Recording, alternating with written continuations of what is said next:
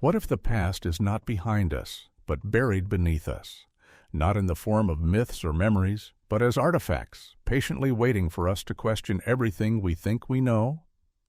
In the 20th century, mainstream archaeology solidified a linear story of human progress. We were hunter-gatherers, then farmers, then builders of cities.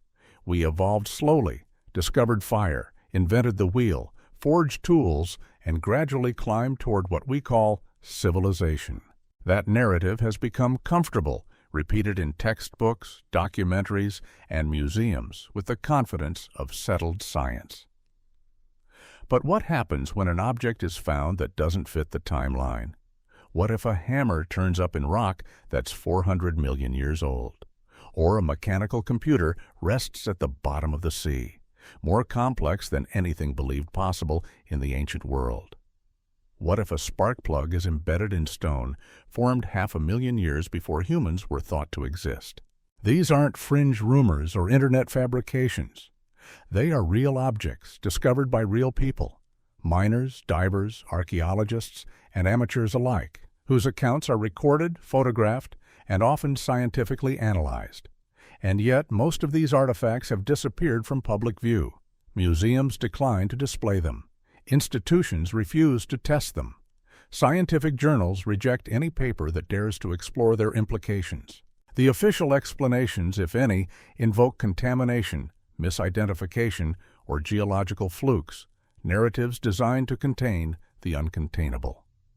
What binds these discoveries together is not just their age or technological impossibility. It is the silence that follows them. A studied quiet. A refusal to look too closely. It is as though history itself has become a territory to be patrolled, its boundaries enforced not by evidence, but by consensus. This is not a conspiracy theory. It is a philosophical problem, because if even one of these artifacts is real, truly real, then everything we assume about the arc of human history must change. It means we are not the first. It means that intelligence, creativity, and industry may not be new to this world. And it means the past is not a ladder, but a landscape, one we have only just begun to explore. In this series, we will journey through 10 such artifacts. Each one has been described as impossible. Each one tells a story that resists categorization. Some were found in deep geological strata. Others surfaced from shipwrecks or desert sands. Some seem to suggest advanced technology. Others hint at forgotten civilizations or even lost chapters of human or non-human history. But this is not a series about proving anything. It is about opening a door to deeper wonder, a door to intellectual humility, and most of all, a door to the idea that the human story is far older, far stranger, and far more profound than we've been taught to believe. Because truth is not just what can be measured. Sometimes it's what refuses to be ignored. So let us begin where the official story ends. Let us enter the silence and listen for the echoes of a forgotten past. It began with a walk in Texas, not through a museum, but along a dusty trail near the small town of London.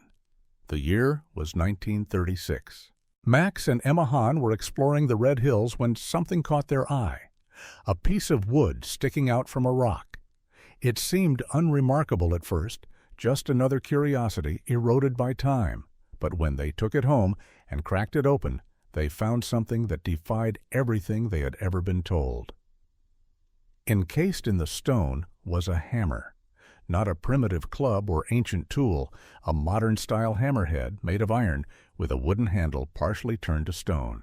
The rock that surrounded it was dated to over 400 million years ago, long before the first dinosaurs walked the earth, let alone humans with metallurgy. It was like finding a wristwatch embedded in a glacier from the Devonian period. Later analysis confirmed the strangeness.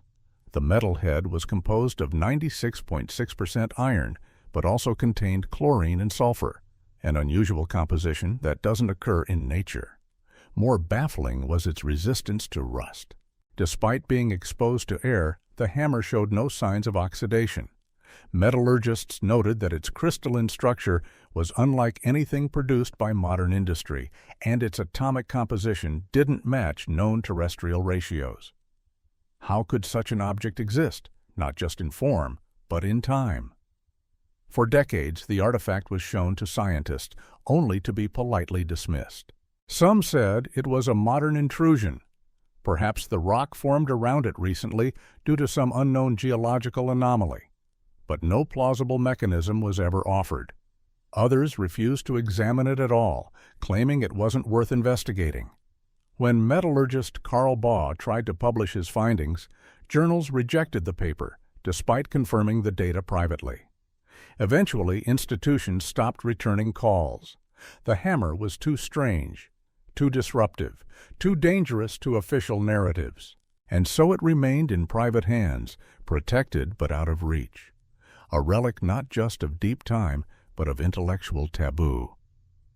What if the London hammer is real, not just a geological mystery, but a technological orphan, a tool that once belonged to a world now forgotten?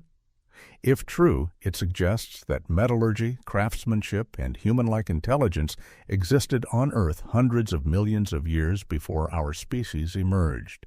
And it raises an even stranger question: who or what used it? Perhaps there were other civilizations before ours, ones that rose and fell, their legacies swallowed by eons of tectonic churn and silence.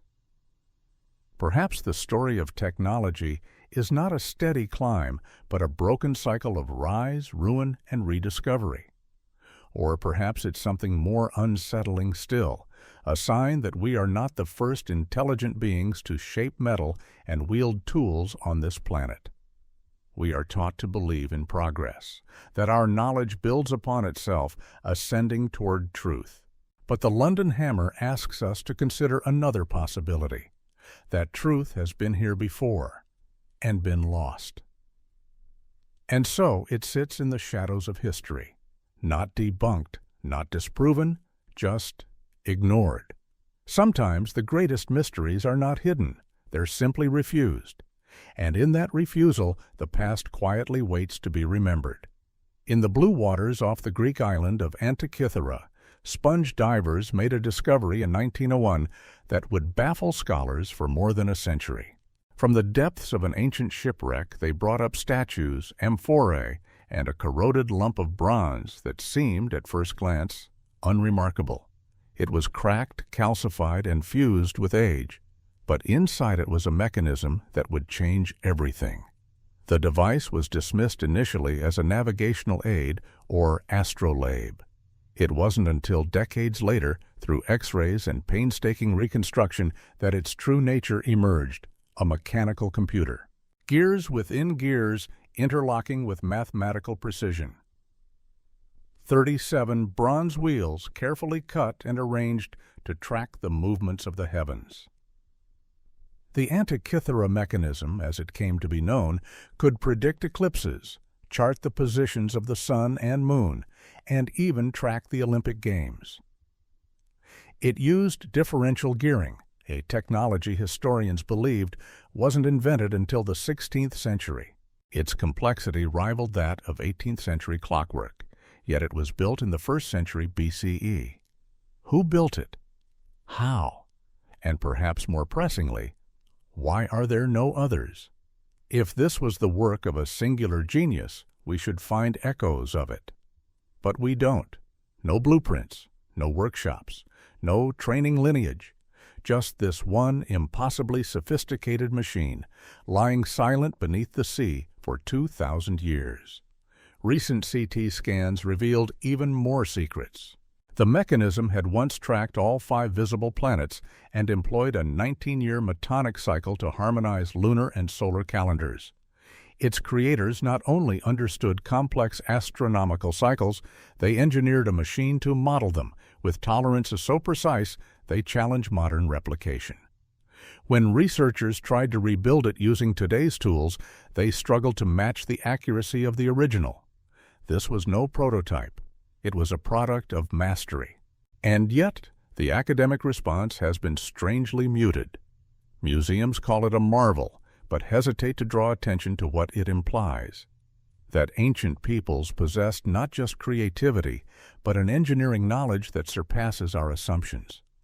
They downplay the machine's capabilities, framing it as a one-off miracle rather than the tip of an unseen iceberg.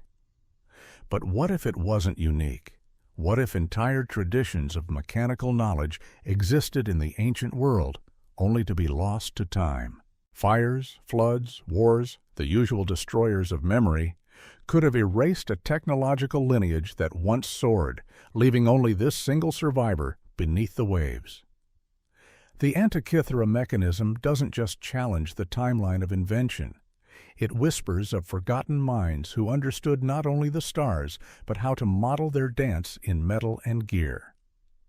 It speaks to a kind of intelligence that wasn't waiting for modernity. It had already arrived. And then it vanished. We often speak of progress as a line moving forward, but sometimes it loops, sometimes it falls. And sometimes the past was more advanced than we dare admit. One artifact, one shipwreck, one mechanism that shouldn't exist. But it does, and in its silence it poses a question that echoes through time. What else have we forgotten to remember? High in the windswept Koso Mountains of California, in 1961, 3 rock hunters were scanning the desert for geodes, nature's hidden gemstones. They were looking for beauty, forged in pressure and time. What they found instead was something far stranger. A stone with a secret at its core. Not natural crystal, but a spark plug. Wallace Lane, Virginia Maxey, and Mike Mikesell cracked open a nodule and discovered, embedded within, a metallic object unmistakably modern. Encased in rock that had formed over hundreds of thousands of years was what appeared to be a spark plug, the kind used in 20th century combustion engines. Geological analysis dated the surrounding material to roughly 500,000 years old.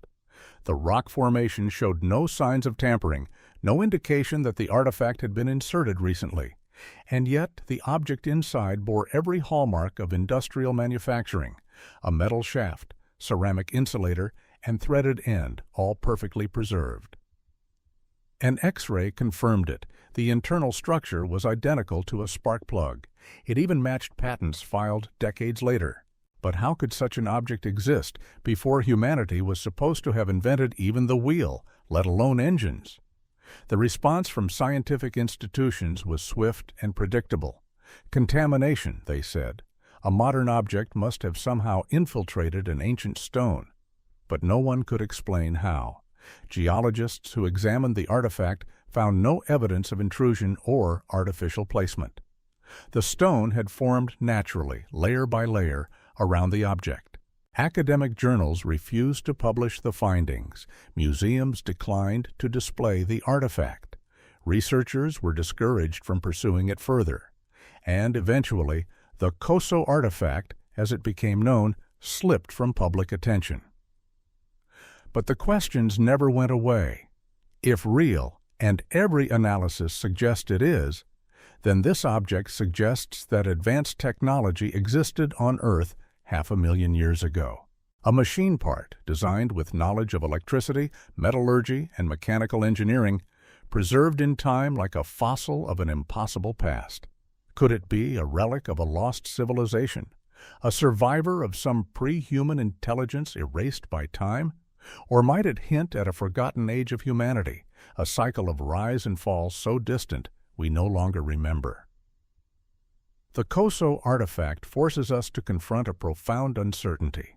If we can find a single spark plug in ancient rock, what else might lie buried, beneath mountains, under oceans, or folded into the fossil record we think we understand?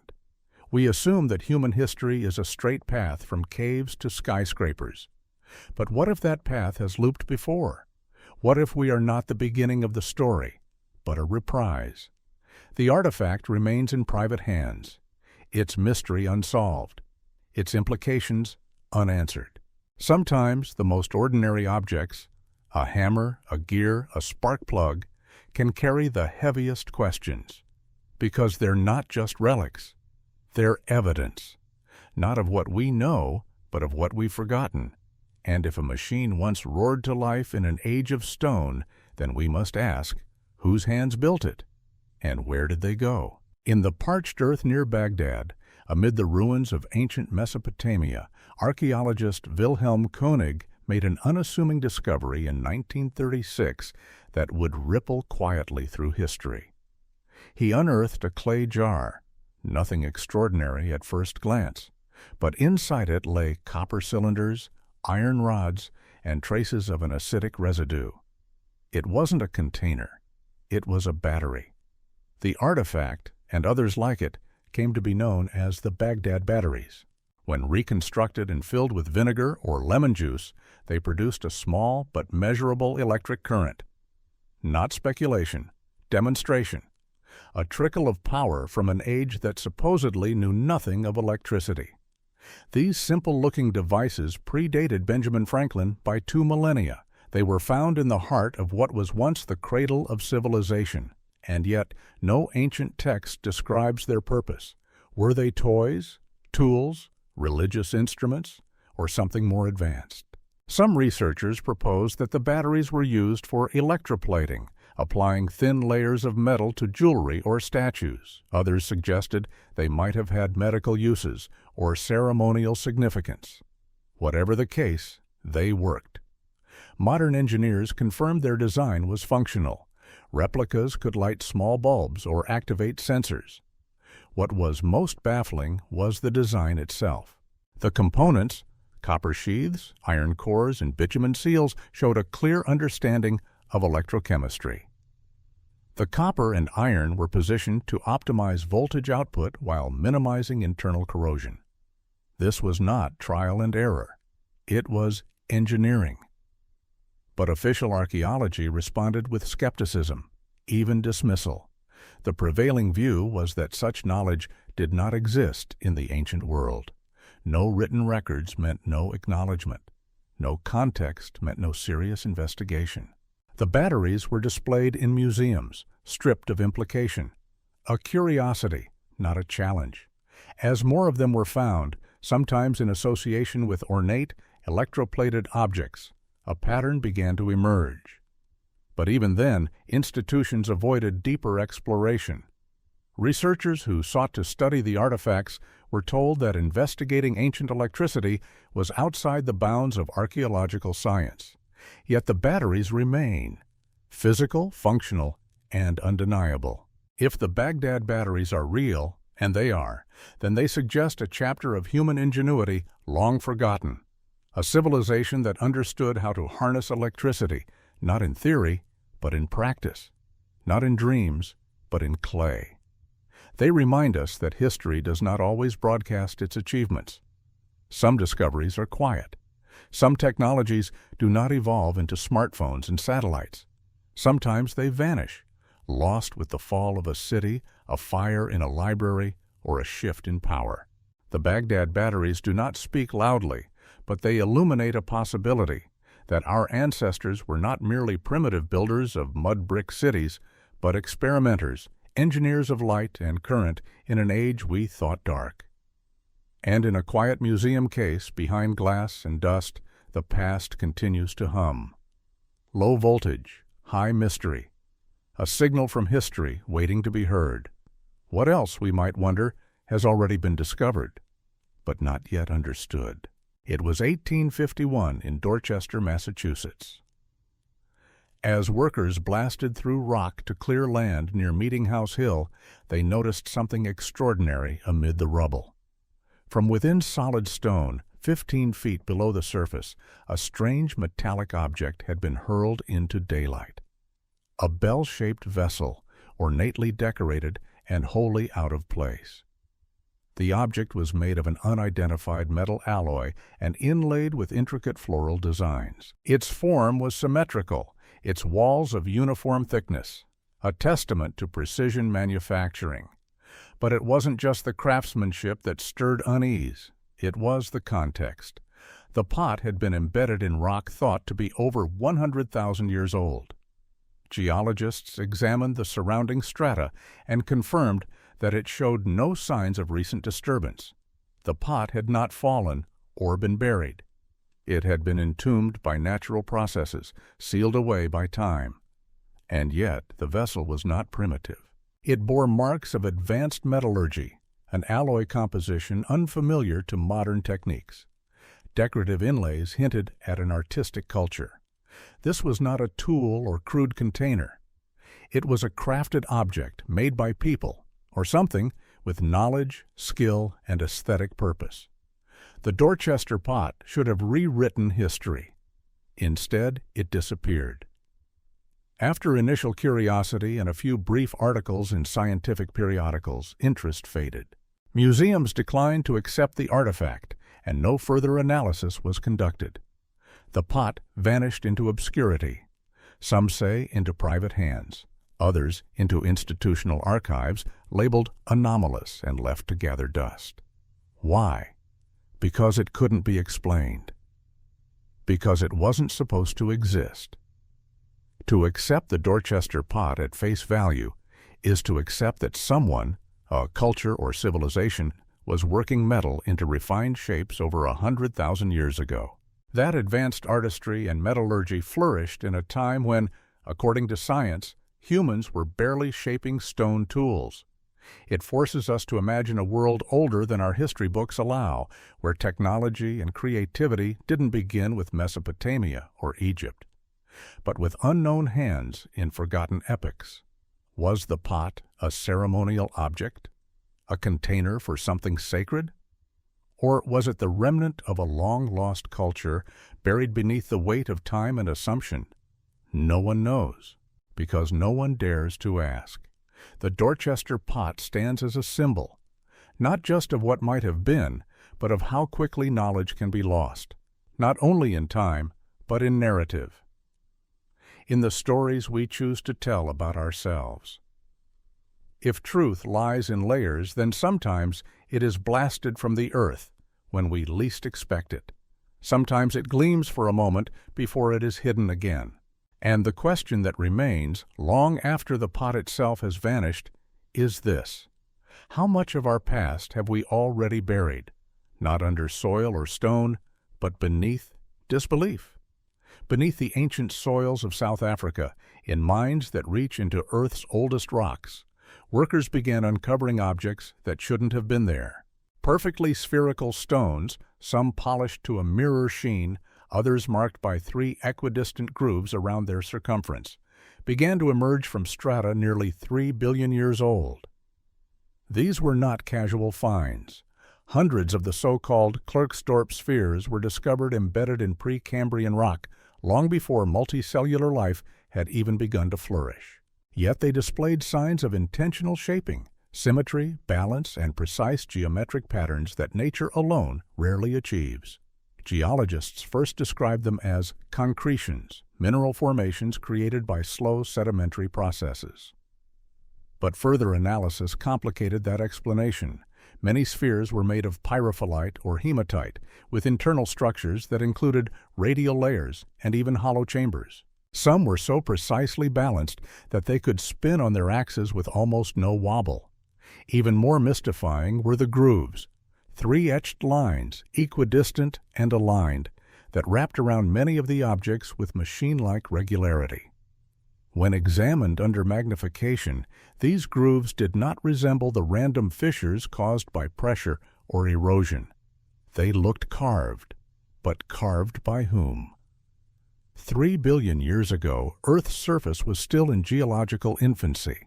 The atmosphere lacked oxygen. The dominant life forms were single-celled organisms, and yet here were objects with characteristics that suggested intention, and perhaps even design. As word of the spheres spread, scientific institutions offered cautious skepticism. Natural formation, they said, nothing more. But behind closed doors, some researchers admitted the patterns were difficult to explain. The precision was troubling, the age impossible. Still, no one pursued further study. Requests for deeper analysis were denied. Museums labeled the spheres as curiosities. Academic journals refused to entertain alternative interpretations.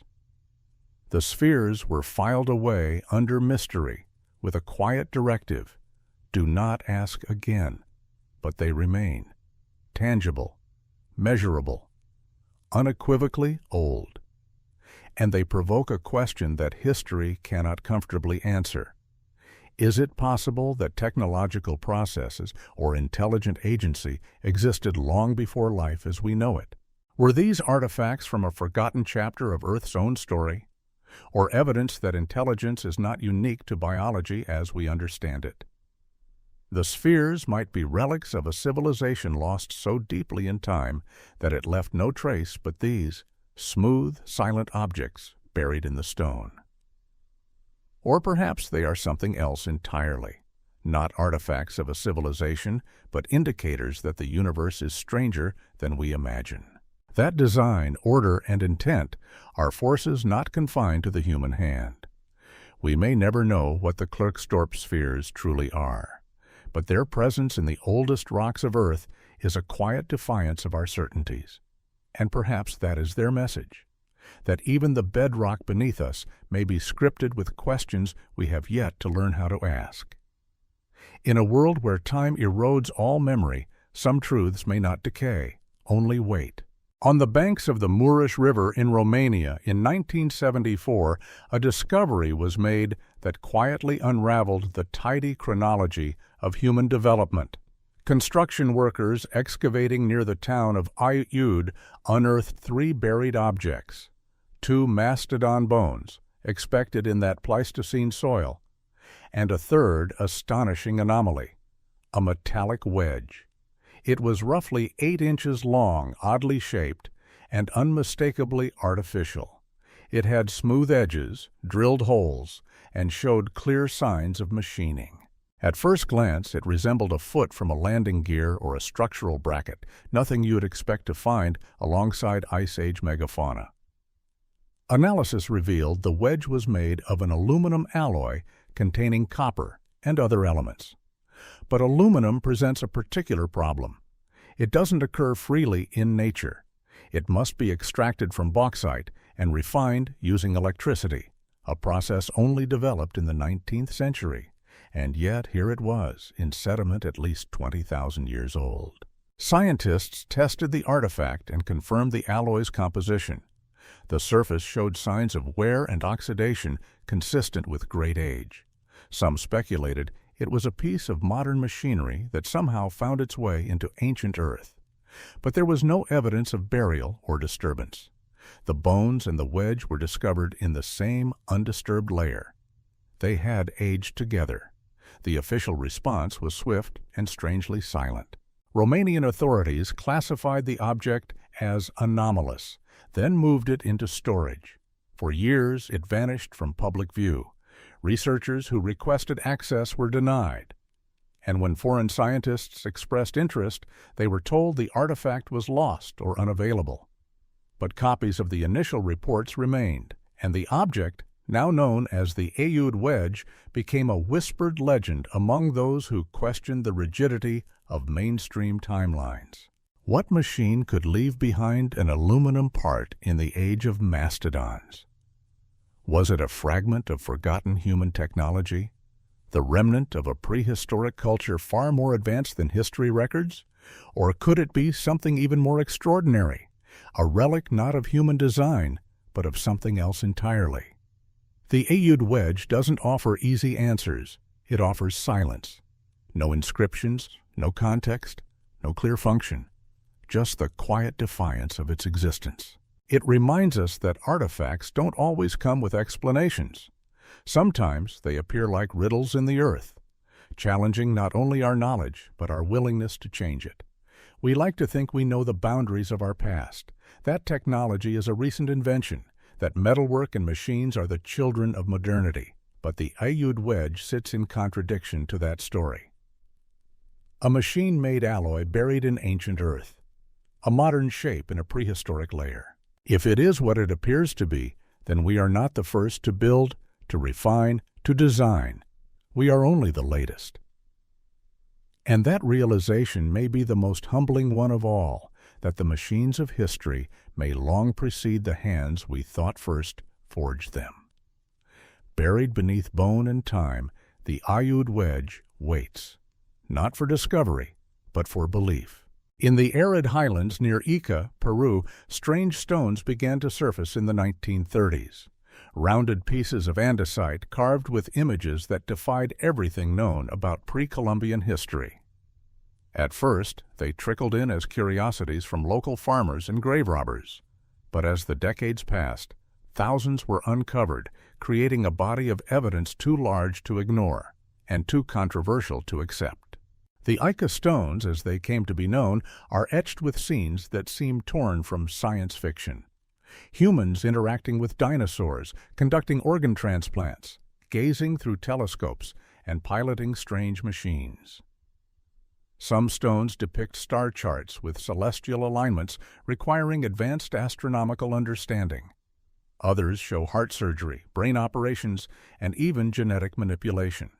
Dr. Javier Cabrera, a Peruvian physician, devoted his life to collecting and studying the stones. He amassed over 15,000 of them, claiming they represented a lost civilization, one that possessed knowledge of medicine, astronomy, and technology thousands of years before such capabilities were thought to exist. He called it a glyptolithic library, a record carved in stone.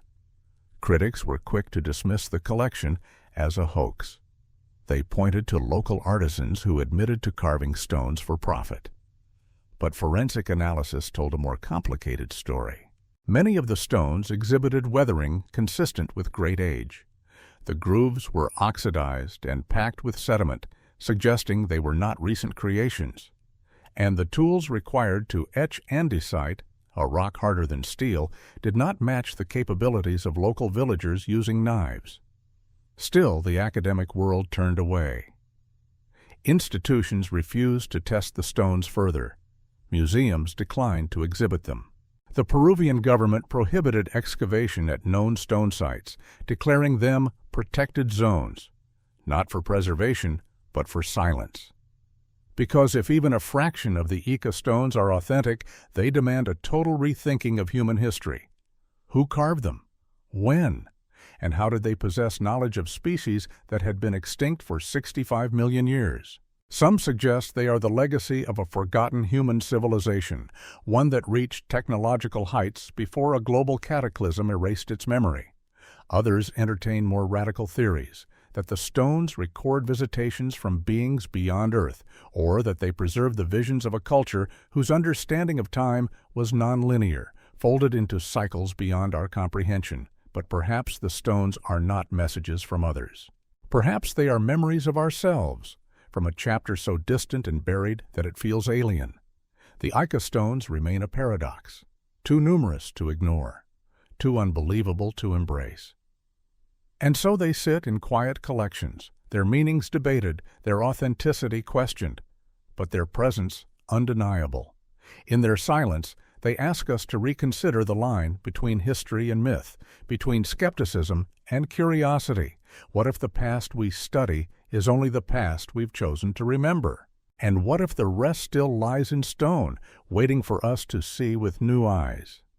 In 1889, in the quiet town of Nampa, Idaho, workers were drilling a well. At a depth of over 300 feet, far below any human occupation layer, they struck something unexpected. Rising from the borehole with the clay was a small figurine, unmistakably shaped by human hands. It was delicate, just over an inch tall, sculpted in the form of a woman with detailed features, a rounded head, slender torso, and carefully formed limbs. The object was made of fired clay, with an artistry that suggested not mere function, but expression, intention. Yet the geological layer it came from was over 2 million years old. At that time, according to every accepted timeline, humans had not yet emerged. The dominant ancestors were primitive hominins with no evidence of art, culture, or even symbolic thought. And yet here was a ceramic figure, a thing of representation, of meaning, of craft. Scientists were stunned. The artifact, now known as the Nampa figurine, was examined by members of the Geological Society of Boston, who confirmed the drilling method and the undisturbed nature of the strata. No known method could explain how a modern object had been introduced into such ancient layers without visible disruption. Critics suggested it might have fallen in from the surface, yet the borehole was narrow and the figurine wider than the drill bit. The clay had come from far below, and the water pressure alone would have prevented any such contamination. Most astonishing of all was the figurine's composition. The clay had been fired at high temperatures, using techniques not associated with humans for another 1,000,000 years. Its form wasn't crude or accidental. It showed understanding of balance, proportion, and form, hallmarks of a culture with both art and identity. After the initial shock, the response turned cold. The figurine was quietly removed from discourse. Museums declined to display it. Archaeological journals refused to publish further inquiry. Like so many other anomalous finds, it was placed into the category of unexplained and then ignored. But the figurine remains. A tiny sculpted woman, shaped by hands that should not have existed, buried in clay, laid down in a world we barely understand. Its implications are profound. If real, and no credible evidence has ever debunked it, then it suggests that symbolic art, and perhaps even self-awareness, existed long before our species took form. That culture, the act of creating meaning, began not with Homo sapiens, but with something older, something lost. Could there have been an earlier branch of humanity? One that rose, expressed itself in art and ritual, and then vanished, swallowed by time and tectonics.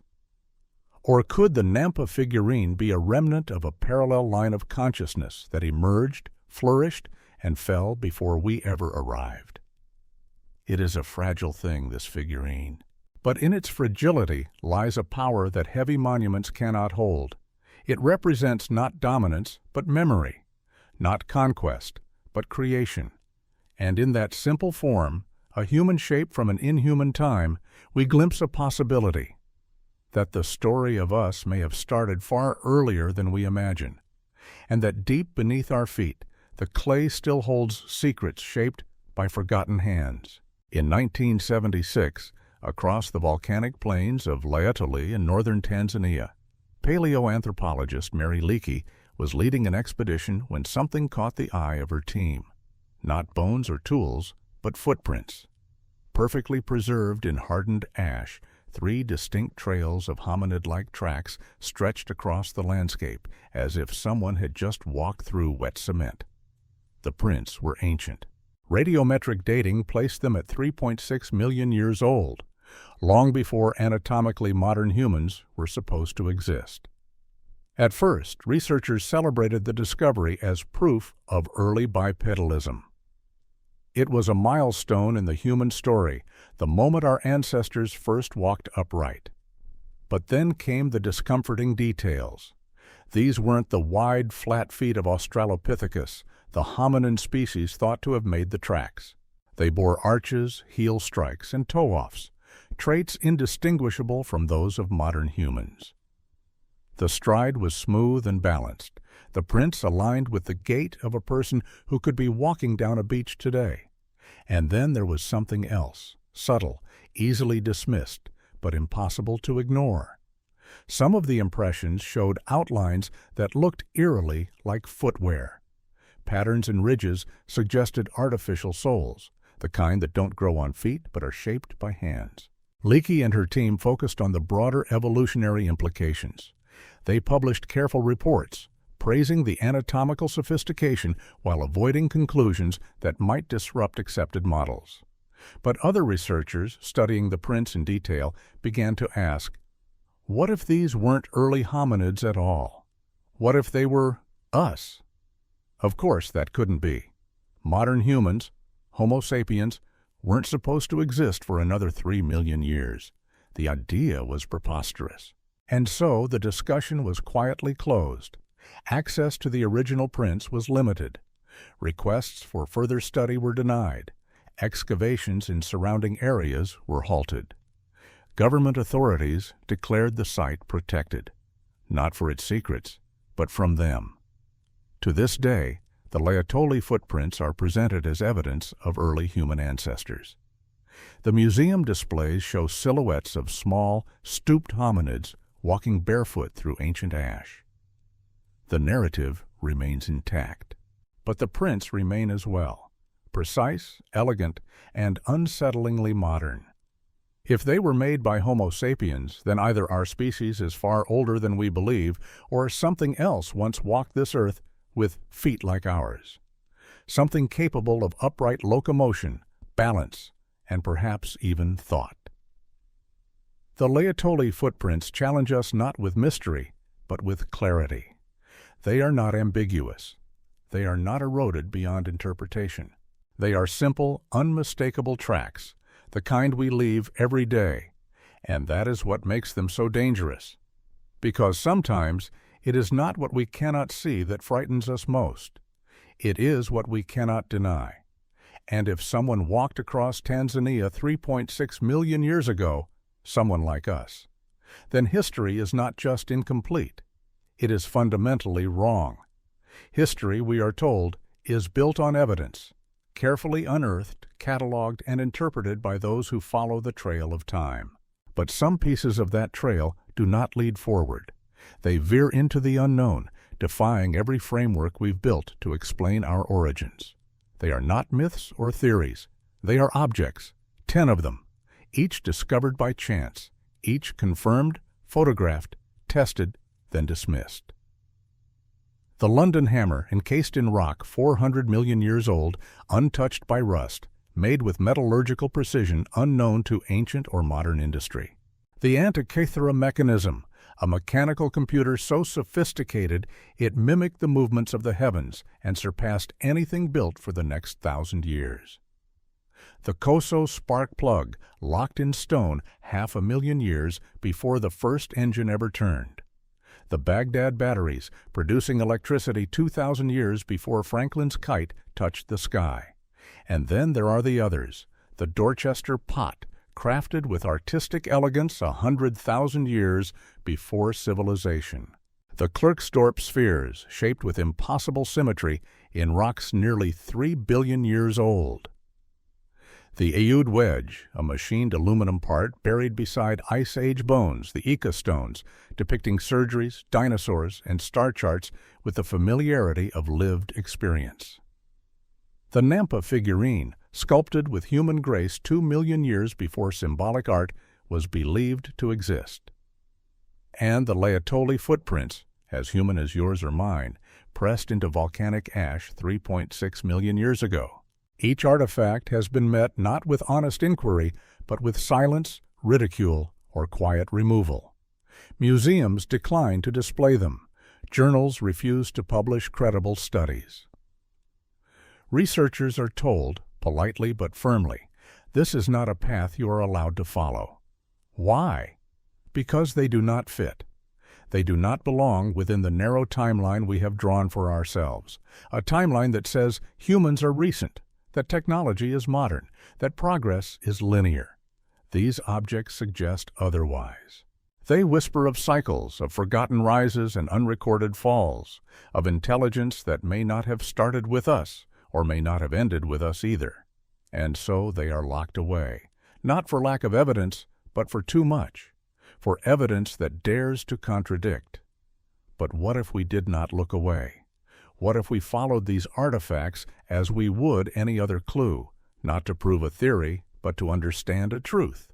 Perhaps then we would see that the past is not fixed. It is layered, fragmented, waiting to be seen whole again. These 10 artifacts are not the end of the mystery. They are its beginning. They are not here to tell us we are wrong, but to remind us how much we have yet to learn. And in that reminder lies the most human of questions. What else have we missed? What else lies beneath our feet, still waiting to be found? Beneath the surface of accepted history lies a silence. Not an absence, but a refusal, an unwillingness to look, to listen, to admit. The 10 artifacts we've explored are not conspiracy nor fiction. They are real, documented, examined, and then quietly buried again, not by time, but by choice. We speak of progress as a linear path.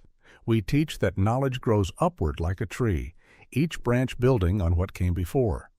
But these objects suggest something else, a spiral, a cycle, a rhythm of rise and fall. Technology not as a singular flame, but as a fire lit and lost across the ages. Why is it so difficult to consider that we are not the first? Perhaps it is fear. Fear that our timeline is fragile, that our place at the summit of understanding is not guaranteed, that others may have come before us, risen, flourished, and vanished, leaving behind only fragments that don't fit the story we tell. And so, instead of expanding the story, we erase the fragments, the hammer that shouldn't exist, the machine too advanced, the spark plug, the pot, the prince in ancient ash. Each one is a question, and each time the answer has been silence. Not because these artifacts have been disproven, but because to accept them would require us to redraw the map of our past, to admit that our knowledge is not complete, that our certainty is not truth. But maybe it's time to reopen the cases labeled unexplained, to dust off the stones, the gears, the metal forged in forgotten fires. Time to stop asking, is this allowed? And start asking, what does this mean? These relics may never tell us their full story, but their very existence tells us something profound, that human history is deeper, wider, and far stranger than we have dared to imagine. They call to us, not with answers, but with possibility. And perhaps that is the point, not to replace one story with another, but to recognize that there are more stories than we've ever been told. In the end, these artifacts are not just about the past. They are about us, now, and the limits of what we allow ourselves to know. The evidence waits, not to be believed, but to be seen.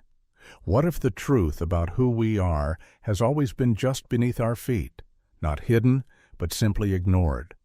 Across deserts, oceans, and stone, 10 artifacts have whispered the same message, that the story of humanity is not linear, that progress is not a straight climb from ignorance to enlightenment, that intelligence, invention, and imagination may have sparked long before our first written word, and may have flickered out again and again in the long dark of forgotten time. This is not a call to rewrite history in panic or fantasy. It is an invitation to listen, to admit that our ancestors, or those who came before them, may have known things we have only begun to rediscover. That knowledge does not always accumulate. Sometimes it is buried, sometimes it is lost, sometimes it is silenced. In the end, these 10 objects are not anomalies. They are evidence of something deeper, that human understanding is bounded not by what we can discover, but by what we allow ourselves to accept. We are a species defined by memory, by what we preserve, what we pass on, what we choose to remember. But memory can fail, and sometimes the earth remembers what we do not. If even one of these artifacts is genuine, just one, then everything changes. The past becomes open. The future becomes uncertain. And we are no longer the first, nor necessarily the greatest, to walk this world. But perhaps that is not a loss. Perhaps it is a gift, a reminder that curiosity is our oldest inheritance, that mystery is not an enemy of truth, but its beginning, and that the past, no matter how deeply buried, still speaks. All we have to do is listen. So as we close this journey, from hammer to footprint, from forgotten clay to forged metal, we leave not with a conclusion, but with a question. What else lies waiting in the silence beneath time, and are we brave enough to hear it when it calls?